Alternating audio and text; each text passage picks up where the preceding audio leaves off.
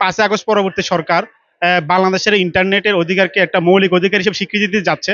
একই সাথে নতুন যে নীতিমালা তৈরি হচ্ছে সেখানে এমনভাবে আইনগুলো করা হচ্ছে যেন কেউ কখনো বাংলাদেশে কোনো ইন্টারনেট ব্যবস্থা ব্ল্যাক আউট করতে না পারে। এমনকি স্টারলিংক সেই কারণে স্টারলিংক বাংলাদেশে আসছে। তারা ডেফিনিটলি আমাদের সেই রুলস রেগুলেশন সবকিছু দেখে আসছে বাংলাদেশে। তার মানে কি এর কি কন্ট্রোল কি কোনো বাংলাদেশ সরকারের হাতে বা বাংলাদেশ কেউ কাছে থাকবে না, নাকি ডাইরেক্টলি বাইরে থেকে পরিচালিত হবে? না, না, এটা অবশ্যই স্টারলিংক এর কাছে থাকবে।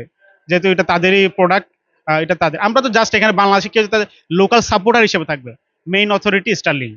আচ্ছা, এই গ্রাহক সেবার ক্ষেত্রে আপনারা কি কোন বিষয়গুলোকে প্রাধান্য দিচ্ছেন এবং কোন বিষয়গুলো আপনারা এই ২-৩ দিনের যে আপনাদের যে এক্সপেরিয়েন্সে কোন বিষয়গুলো আপনাদের বেশি লক্ষণীয় বলে মনে করছেন? আচ্ছা, গ্রাহক সেবার বিষয়টা যে স্টারলিংক দিবে, স্টারলিংক প্রাইসিং দিবে, স্টারলিংক সার্ভিস দিবে। তো সেক্ষেত্রে আমরা আশা করছি স্টারলিংক যে একটা বহুজাতিক টেক জায়ান্ট পুরো ওয়ার্ল্ডেরই, তাদের সেবা অবশ্যই অনেক ভালো।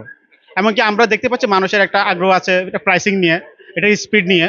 আশা করছি স্টারলিংক সে ব্যবস্থাগুলো মানুষের জন্য ইজি করবে।